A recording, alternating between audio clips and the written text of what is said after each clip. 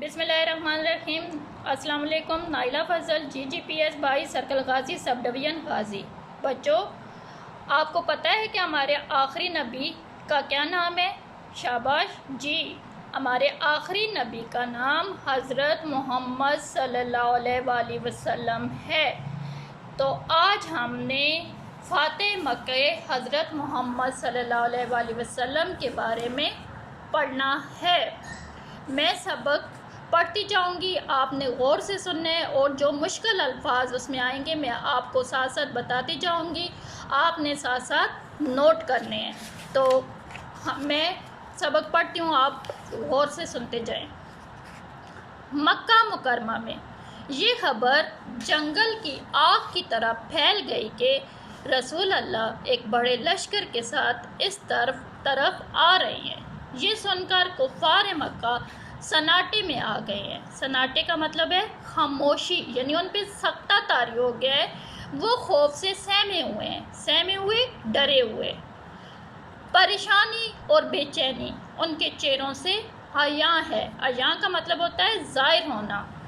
آج انہیں اپنے سارے مظالم یاد آ رہے ہیں، یعنی جو انہوں نے ظلم کیے تھے مسلمانوں پر وہ ان کو سارے یاد آ رہے ہیں، جو انہوں نے سالوں تک مسلمانوں پر ڈھائے تھے۔ اللہ کے رسول صلی اللہ علیہ وآلہ وسلم کے ساتھ کی گئی زیادتیاں سب ایک ایک کر کے یاد آ رہی ہیں۔ وہ دن جب انہوں نے رسول صلی اللہ علیہ وآلہ وسلم کی راہ میں کانٹے بچھائے، آپ صلی اللہ علیہ وآلہ وسلم پر کوڑا کرکٹ یعنی گندگی اور خاک پھینکی اور مٹی پھینکی، پتھر برسائے، آپ صلی اللہ علیہ وآلہ وسلم کا مذاق اڑایا، مجنوں کا مطلب ہوتا ہے پاگل، اور جادوگر کہہ کر پکارا، اور آپ صلی اللہ علیہ وآلہ وسلم کو جان سے مارنے کی ناپاک سازشیں کی، یعنی منصوبہ بنایا۔ آپ صلی اللہ علیہ وآلہ وسلم اور آپ صلی اللہ علیہ وآلہ وسلم کے خاندان کو 3 سال تک ایک گھاٹی میں رہنا پڑا، یعنی گھاٹی کا مطلب ہوتا ہے تنگ جگہ، 2 پہاڑوں کے درمیان جو تنگ جگہ یا غار ہوتا ہے اس کو گھاٹی کہتے ہیں۔ آپ صلی اللہ علیہ وآلہ وسلم کے ساتھیوں کو تپتی ریت پر لٹایا، انہیں مارا پیٹا، گلیوں میں گھسیٹا، کئی بے گناہ مسلمانوں کا ناحق قتل کیا۔ حد یہ کہ ہجرت کے بعد بھی ظالموں نے رسول کریم صلی اللہ علیہ وآلہ وسلم اور مسلمانوں کو سکھ کا سانس نہیں لینے دیا۔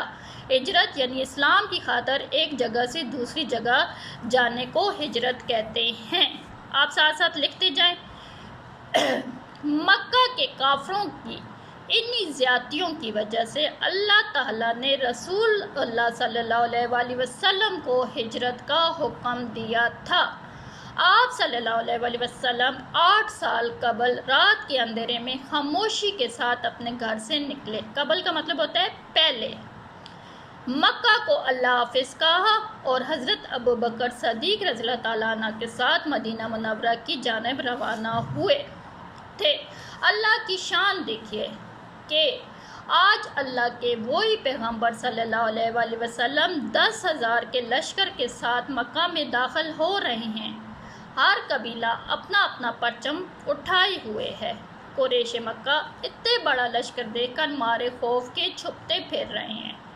ہر شخص پناہ کی تلاش میں ہے لیکن کوئی پناہ گاہ نظر نہیں آتی۔ پناہ گاہ کا مطلب ہوتا ہے چھپنے کی جگہ۔ اتنے میں اعلان ہوتا ہے کہ جو شخص ہتھیار پھینک دے یا خانہ کعبہ کے اندر بیٹھ جائے یا ابو سفیان کے گھر میں چلا جائے یا اپنے گھر کا دروازہ بند کر لے وہ امان میں ہے، یعنی اسے امن مل گیا ہے، وہ پناہ میں ہے۔ اس عالم میں فاتح مکہ بیت اللہ کی جانب آہستہ آہستہ بڑھ رہے ہیں۔ فاتح مکہ کون ہے؟ حضرت محمد صلی اللہ علیہ وآلہ وسلم۔ سبحان اللہ، اس عظیم فاتح کی شان تو دیکھیے کہ جس اونٹ پر خود سوار ہے اسی پر غلام کے بیٹے کو بٹھایا ہوا ہے۔ انکسار دیکھیے، انکسار کا مطلب ہے عاجزی، کہ سر اللہ کے حضور جھکا ہوا ہے اور زبان مبارک پر کلام اللہ جاری ہے۔ آپ صلی اللہ علیہ وآلہ وسلم سے کعبہ میں داخل ہوتے ہیں، بتوں کو ایک ایک کر کے گراتے ہیں اور فرماتے جاتے ہیں حق آ گیا اور باطل مٹ گیا، باطل کو مٹنا ہی تھا۔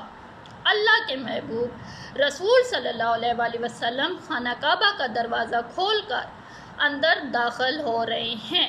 آپ صلی اللہ علیہ وآلہ وسلم کے ساتھ حضرت بلال حبشی بھی ہیں۔ خانہ کعبہ اللہ اکبر کی صداؤں سے گونج اٹھا۔ صداؤں کا مطلب ہے آوازوں سے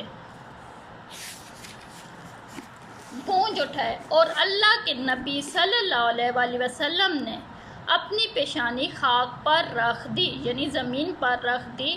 یہ شکر کی گھڑی ہے اور اللہ کے عظیم پیغمبر صلی اللہ علیہ وآلہ وسلم اپنے رب کا شکر ادا کر رہے ہیں۔ یہاں تک ہم نے اب سبق پڑھا ہے۔ میں نے آپ کو مشکل الفاظ کے معنی بتائے ہیں، آپ نے اپنی کاپیوں پر مشکل الفاظ کے معنی لکھ کر لانے ہیں۔ انشاءاللہ آگے سے کل ہم اپنا سبق پڑھیں گے۔ اللہ حافظ۔